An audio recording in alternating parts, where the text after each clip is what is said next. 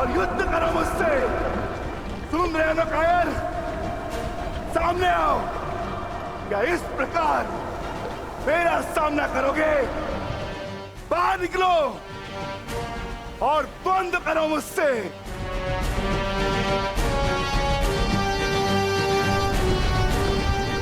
आज तुम्हारे मामा श्री तुम्हारा साथ छोड़कर चले गए और शीघ्र ही मैं तुम्हें उनके पास भेज दूंगा।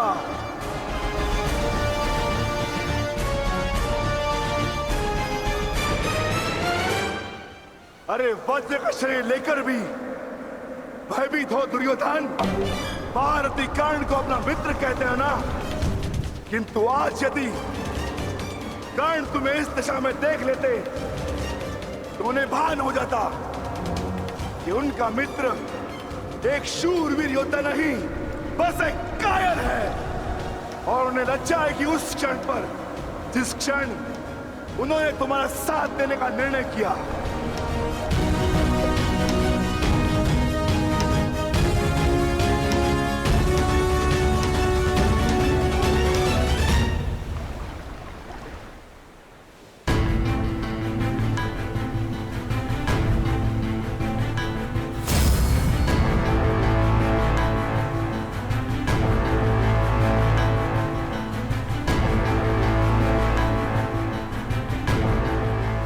विकोदर,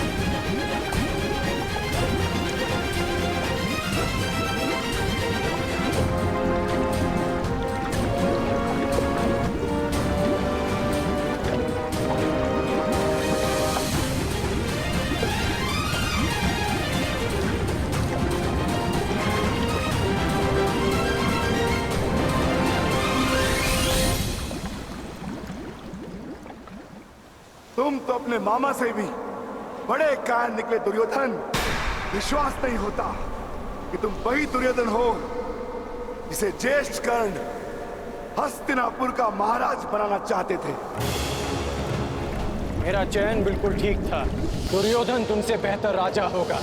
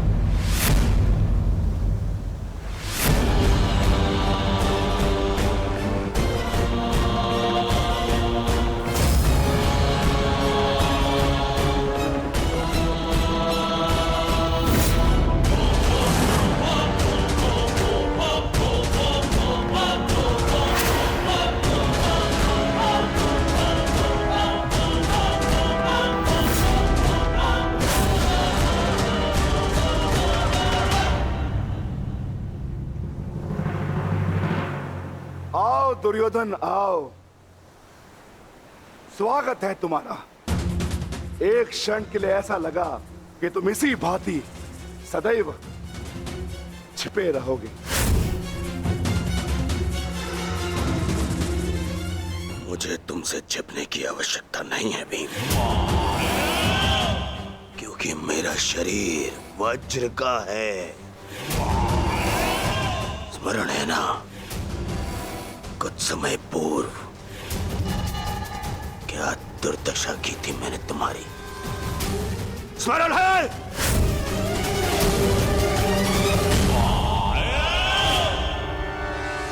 दुर्योधन सत्य कह रहे हैं विकोदर। दुर्योधन छिप नहीं रहे थे, वो तो जल साधना में लीन थे। ये तैयारी तो युद्ध से पहले की थी दुर्योधन, है ना?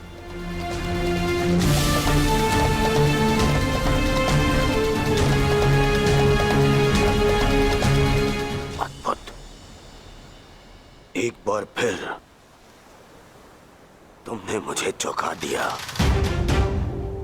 हाँ, मैं जल साधना कर रहा था जो मेरे गुरु बलराम ने मुझे सिखाया है।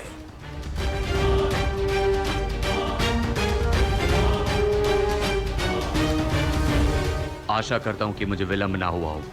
जो चाहे साधना कर लो दुर्योधन, परंतु आज तुम्हें मुझसे कोई नहीं बचा सकता। बड़े निश्चित हो मेरी मृत्यु को लेकर।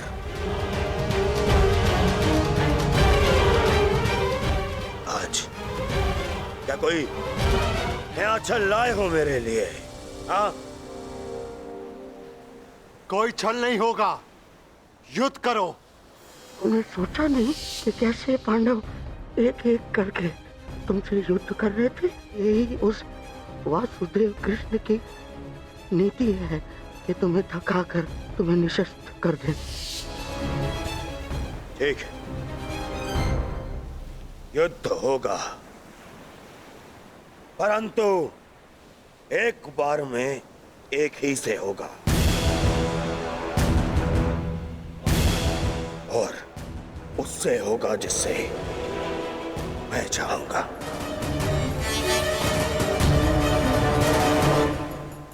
स्वीकार है।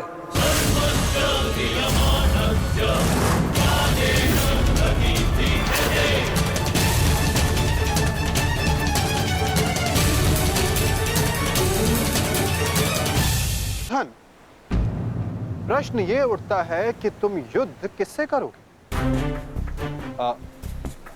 नकुल सहदेव से?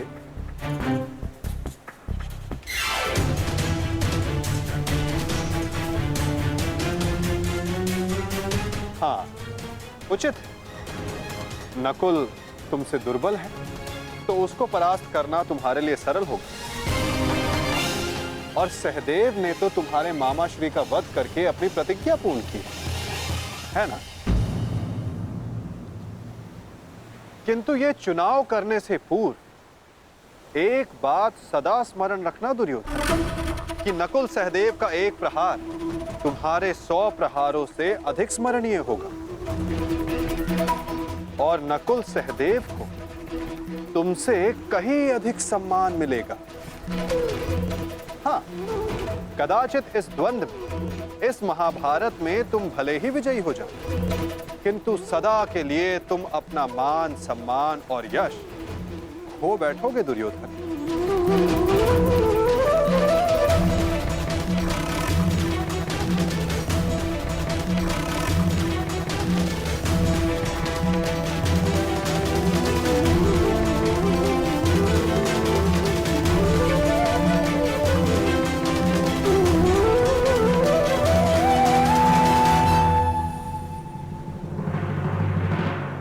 या तुम अर्जुन का चुनाव करोगे, जिसने तुम्हारे मित्र का वध किया। किंतु फिर प्रश्न ये उठता है कि तुम धनुर्युद्ध चुनते हो या गदा युद्ध। यदि तुमने धनुर्युद्ध चुना तो तुम अर्जुन के समक्ष क्षण भर के लिए नहीं टिक पाओगे।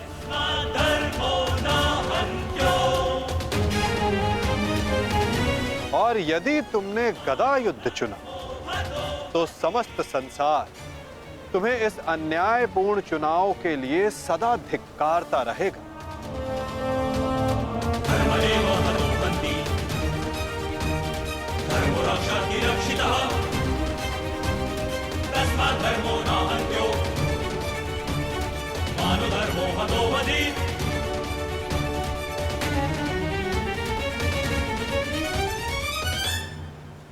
हाँ, युधिष्ठिर को द्वंद्व के लिए ललकारना ये अवश्य बुद्धिमानी हो,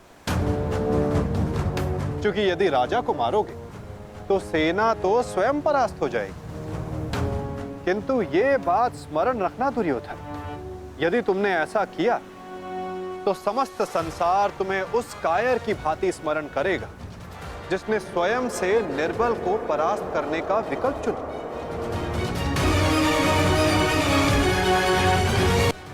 अब चुनाव तुम्हारा है दुर्योधन।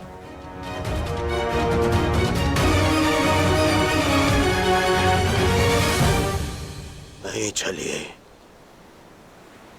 ये फिर तुम्हारा कोई छल है। मेरा चुनाव केवल वो होगा जिसकी मृत्यु मेरे 99 भाइयों के लिए श्रद्धांजलि होगी। परिणाम चाहे जो भी हो, दुर्योधन केवल एक महान योद्धा के रूप में जाना और पहचाना जाएगा।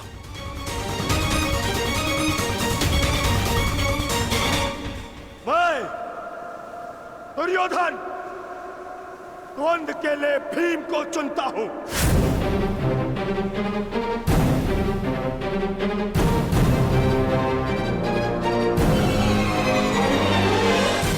और इसे मारने के पश्चात मैं एक एक करके बाकी चारों भाइयों को मारूंगा। ये मेरा वचन है।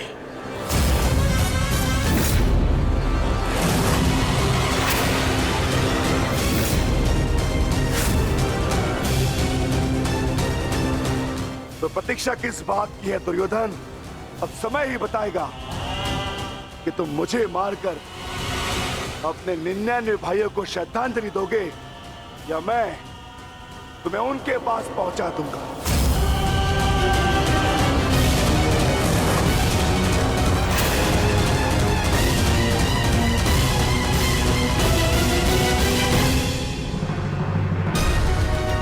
हर हर महादेव।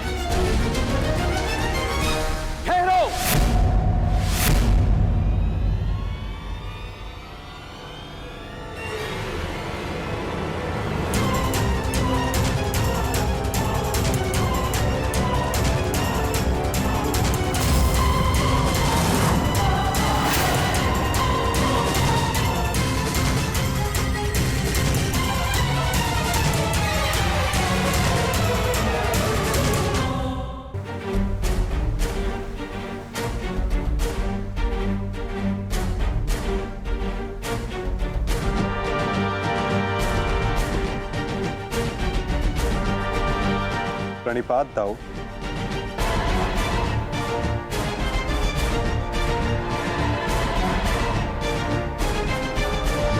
प्रणिपात गुरुदेव।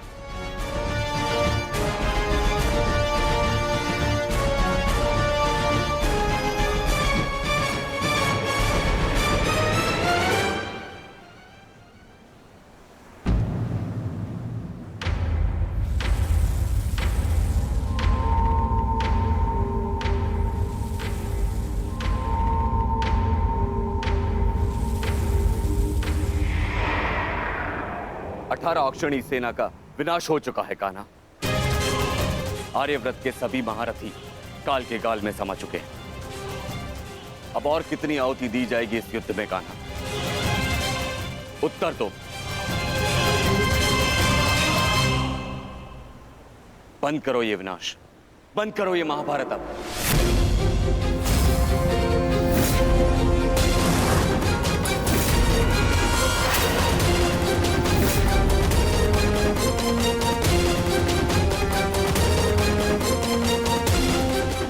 नहीं नहीं गुरुदेव,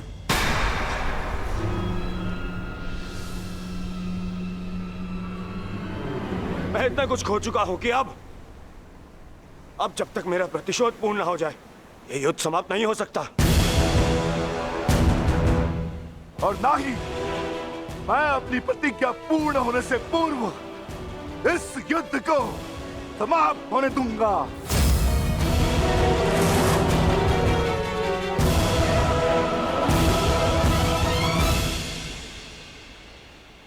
तुमने जो प्रतिज्ञा दुर्योधन के लिए ली है, अब उसका पूर्ण होना असंभव है।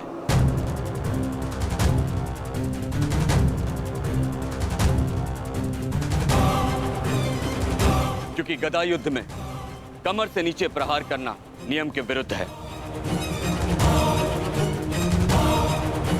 और तुमने प्रतिज्ञा ली है दुर्योधन की जंगा तोड़ने की।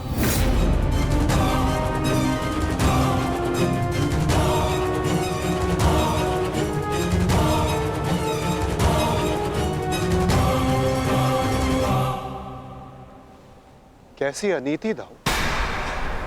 महामहिम भीष्म के बाणों की शैया पर जाने के पश्चात इस युद्ध में कोई नीति शेष नहीं रही दाऊ। और फिर आपने तो स्वयं को इस युद्ध से विमुख रखा था ना। आप इस युद्ध में भाग नहीं ले सकते दाऊ।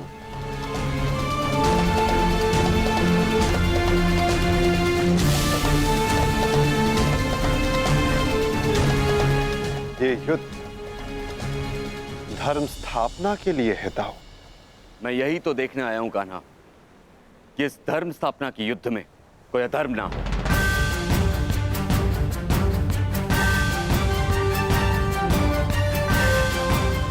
निश्चित रूप से मैं इस युद्ध में सम्मिलित नहीं होऊंगा, परंतु शरणागत की पुकार सुनना मेरा धर्म है। मैं नहीं चाहता कि कल को संसार ये कहे कि यदुवंश के कान्हा के होते हुए अधर्म हुआ।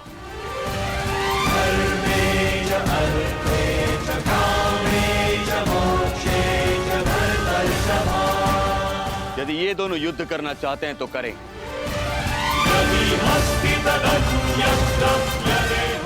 इस युद्ध का निर्णायक मैं बनूंगा।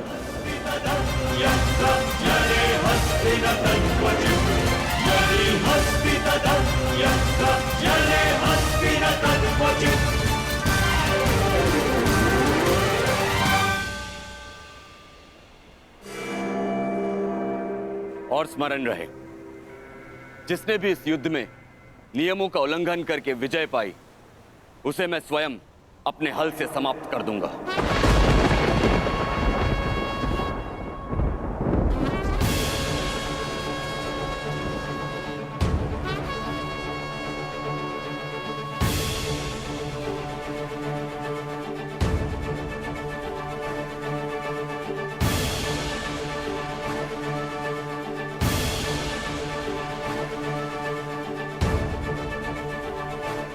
नियम वही होंगे जो गदा युद्ध में लागू होते हैं।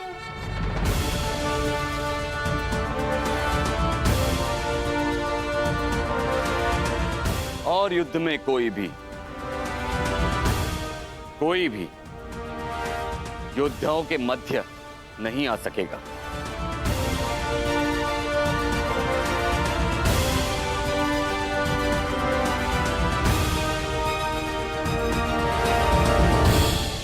इस द्वंद्व का विजेता इस युद्ध का विजेता माना जाएगा।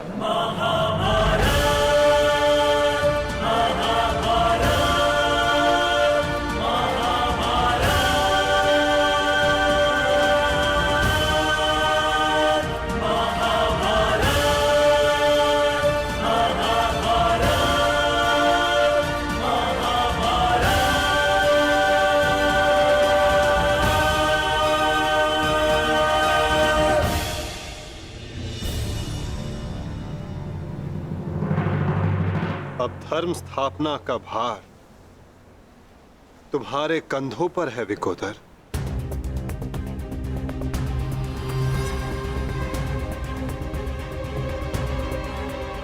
यदि मेरे कंधों पर कोई भार है तो केवल मेरी प्रतिज्ञा का, जिसे मैं अवश्य पूर्ण करूंगा।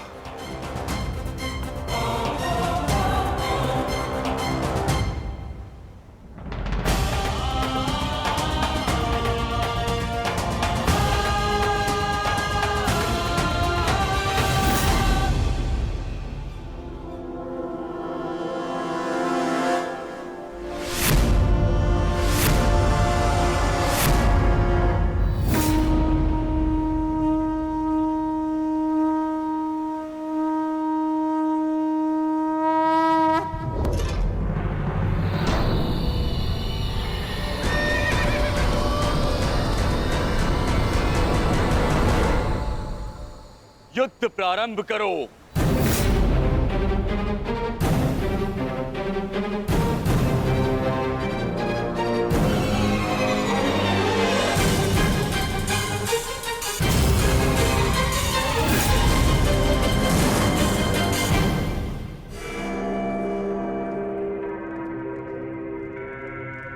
अब विजय और पराजय इस द्वंद्व पर निर्भर करेगी महाराज।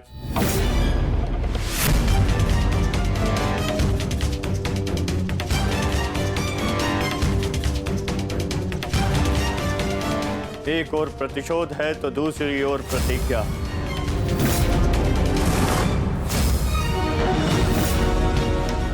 गुरुकुल के दो सर्वश्रेष्ठ गदाधारी आज एक दूसरे के विरुद्ध खड़े हैं महाराज, और महाबली बलराम निर्णायक है महाराज।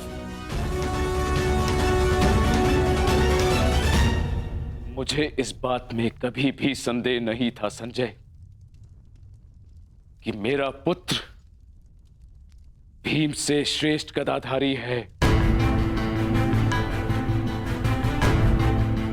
मुझे पूर्ण विश्वास है कि मेरा पुत्र भीम को अवश्य परास्त करेगा।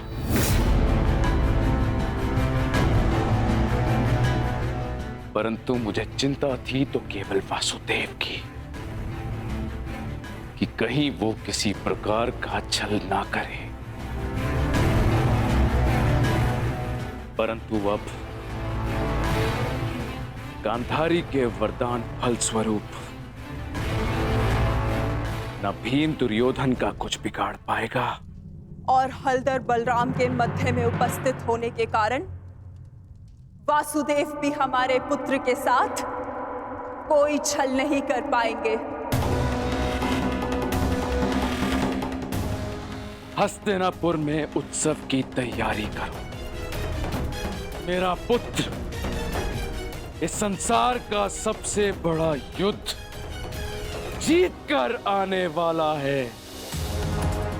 हाँ, तैयारी करो।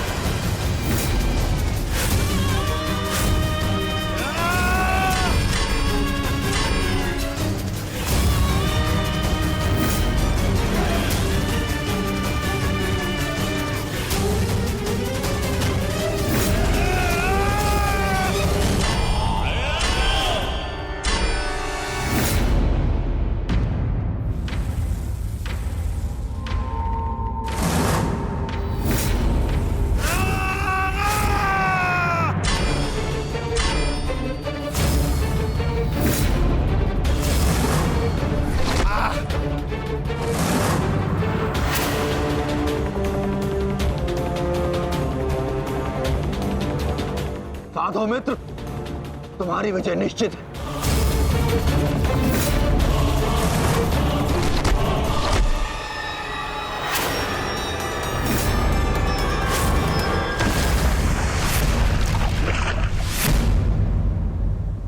माधव, यदि ऐसा ही चलता रहा तो भीम दुर्योधन के आगे अधिक समय तक टिक नहीं पाएगा।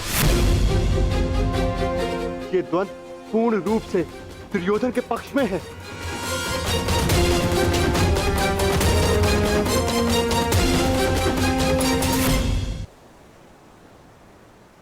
धर्म स्थापना का मार्ग सरल कहां होता है धर्मराज? उसमें अनेकों कांटे होते हैं, अनेकों ठोकरें होती हैं, अनेकों आघात होते हैं। महाबली बलराम अब इस युद्ध के निर्णायक हैं। युद्ध का परिणाम इस द्वंद्व पर निर्भर है।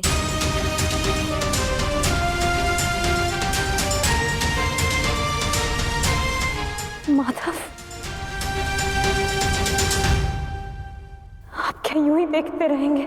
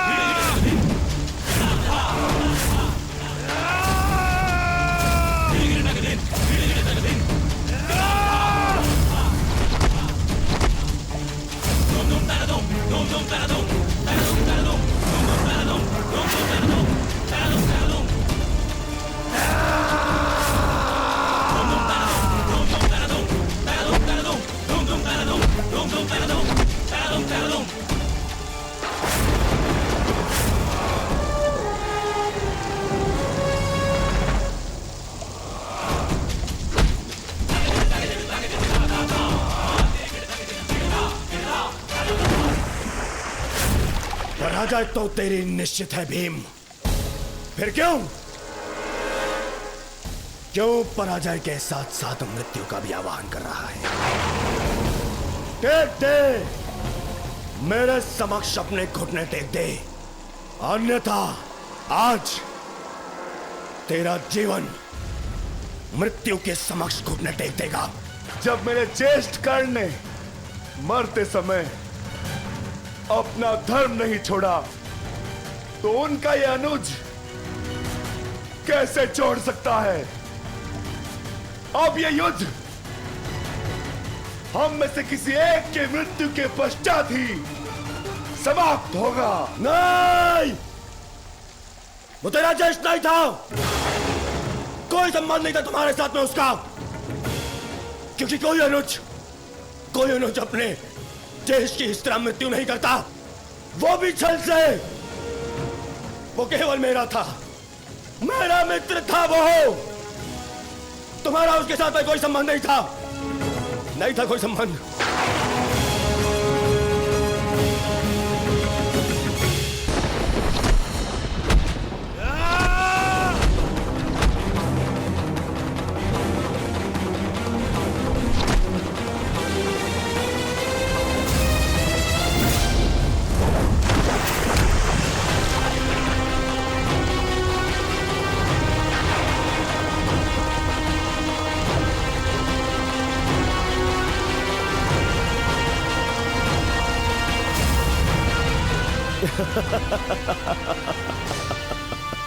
क्यों पांडवों, आनंद आ रहा है?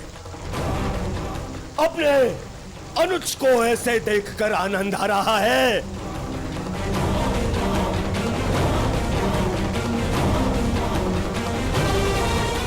इसी के सहारे इस युद्ध में विजय प्राप्त करने का स्वप्न देखा था ना तुम लोगों ने?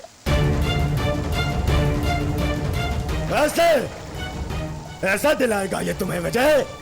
हाँ, देखो कैसे लाचार, धरती की गोद में धंसा हुआ है ये।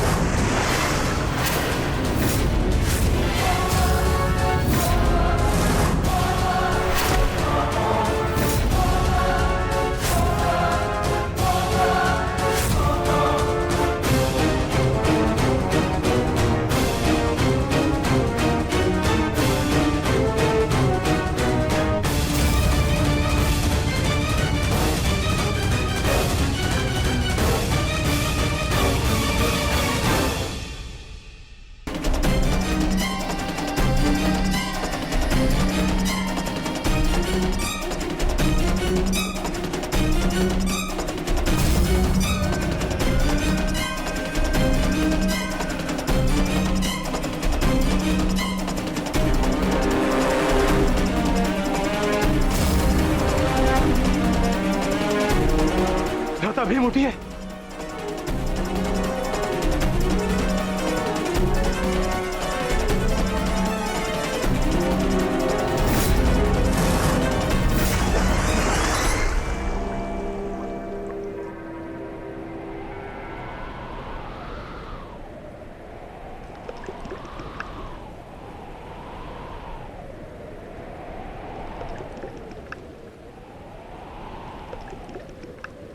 उठिए भ्राता भीम, उठिए भ्राता भीम, उठिए भ्राता भीम।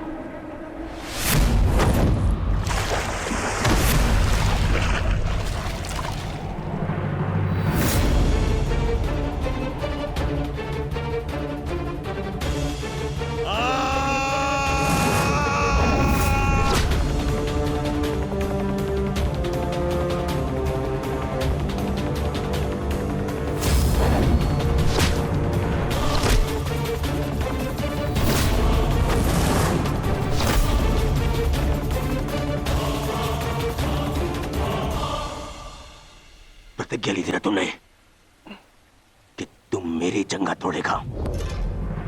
आज मैं प्रतिज्ञा लेता हूं, तुझे मारने के पश्चात, उन पांडवों का वध करने के पश्चात, उस 5 पतियों वाली पांचाली का पूरे कुरु सभा के बीच फिर से वस्त्रहरण करूंगा और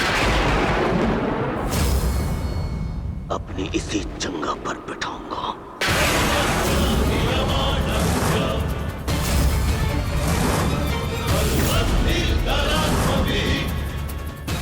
ये श्रद्धांजलि है मेरे 99 भाइयों के लिए।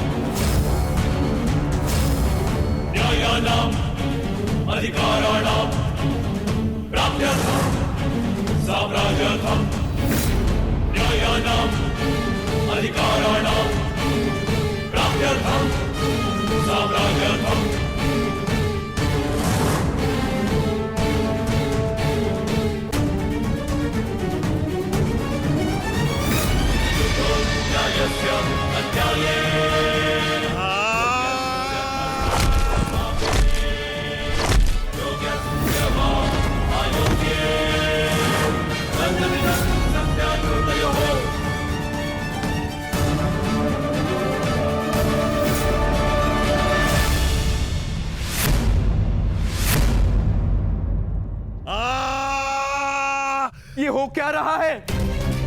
स्वयं स्वयं महाबली बलराम के होते हुए इस प्रकार नियम का उल्लंघन कैसे हो सकता है? बलराम को कुछ करना होगा। ये छल है बॉस।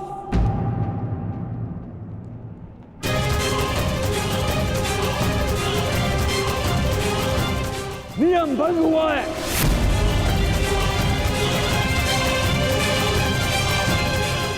रुक जाइए दाऊ। आपने कहा था कि जो नियम भंग करके विजय प्राप्त करेगा तो आप उसे दंड देंगे, किंतु अभी जय विजय का निर्णय नहीं हुआ है दाऊ। आप भीम को अभी दंडित नहीं कर सकते।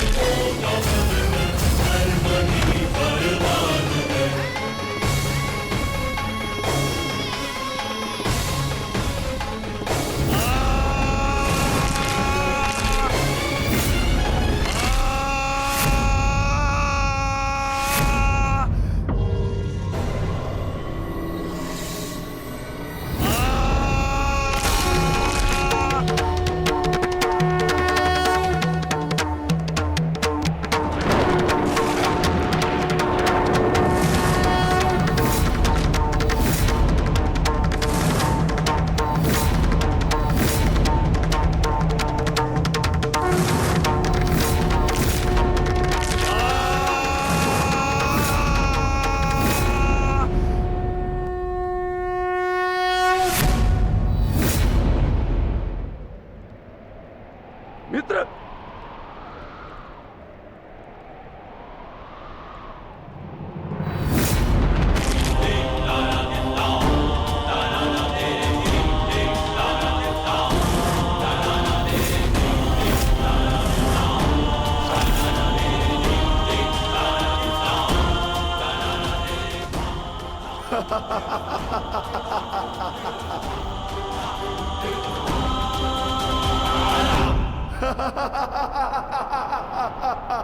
अंत हो गया, अधर्म का अंत हो गया।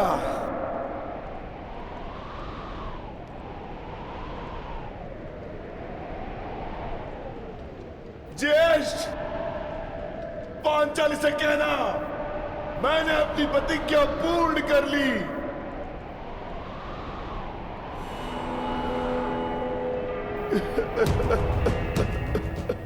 मैंने अपनी प्रतिज्ञा पूर्ण कर ली, पूर्ण कर ली, पूर्ण कर ली।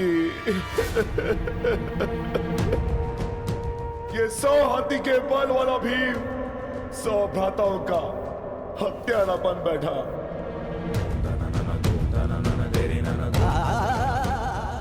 आज ये देवपुत्र अपने भ्राताओं का रक्त पीने वाला राक्षस बन बैठा।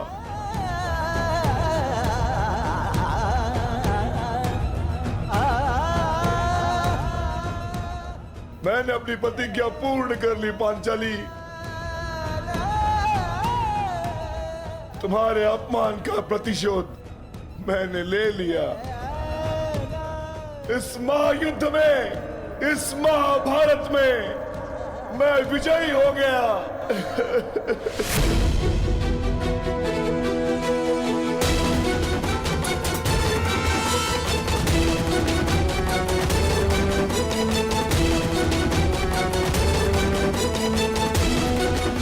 इस महायुद्ध में, इस महाभारत में मैं विजयी हो गया।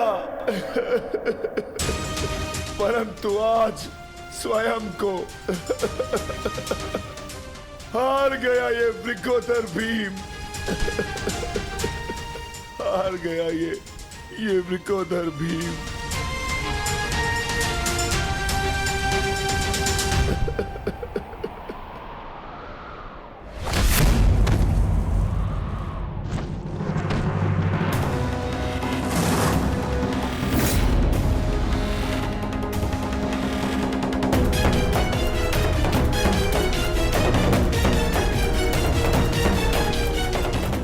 मैंने कहा था ना भीम, यदि किसी ने नियम तोड़कर विजय पाई तो मैं स्वयं उसके प्राण हर लूंगा।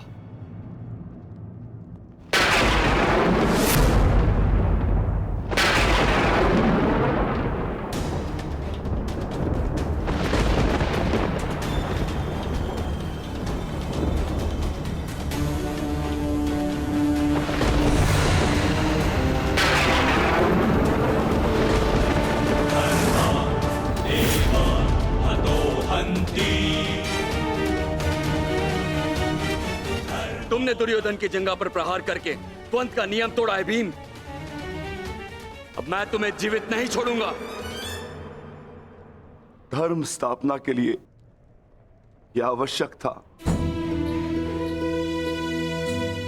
और मेरी प्रतिज्ञा पूर्ण होने के लिए भी।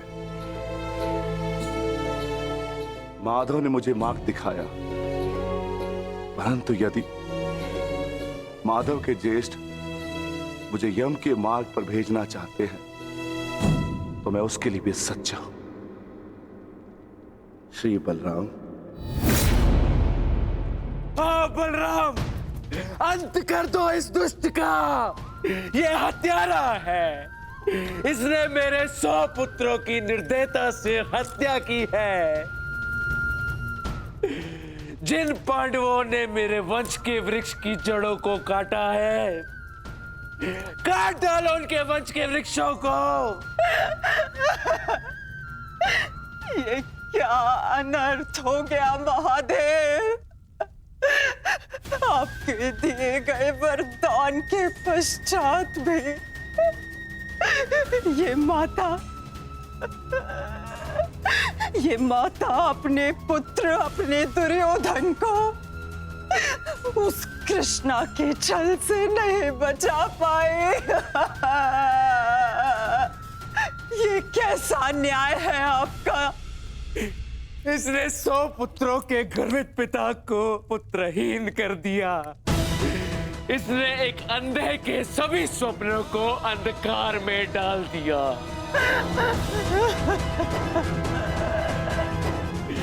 अंत कर दो इसका। मार डालो इसको अंदर। यदि मुझे कोई तर्पण करने वाला जीवित नहीं तो इनका तर्पण करने वाला भी शेष नहीं होना चाहिए।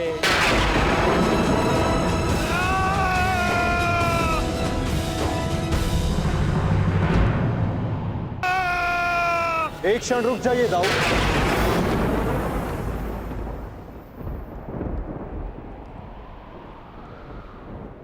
नहीं कान्हा, अब मत रोकना मुझे।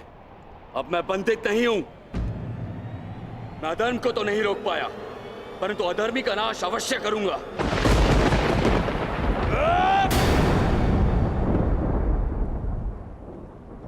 किंतु अधर्म कहां हुआ है दाऊ?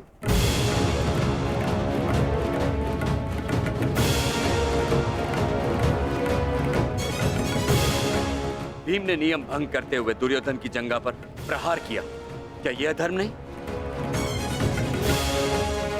तुमने स्वयं अपनी आंखों से देखा है कान्हा, फिर भी तुम मुझसे प्रश्न कर रहे हो? हाँ दाऊ, क्योंकि ये प्रश्न उचित है।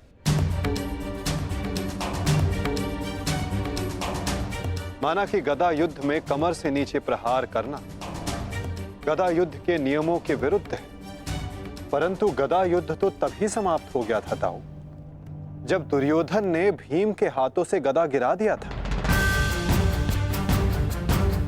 किंतु उसके पश्चात क्रोध के कारण दुर्योधन निहत्थे भीम पर निरंतर गदा से प्रहार करते रहे। क्या यह उचित था दाऊ?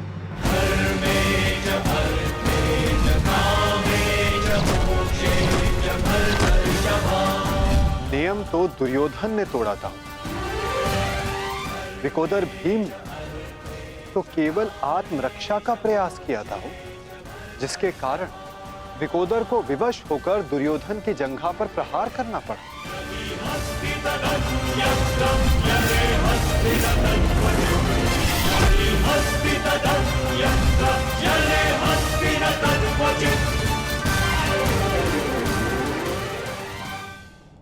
और दाऊ, स्मरण रहे, नियमों को भंग करना तो दुर्योधन ने प्रारंभ किया।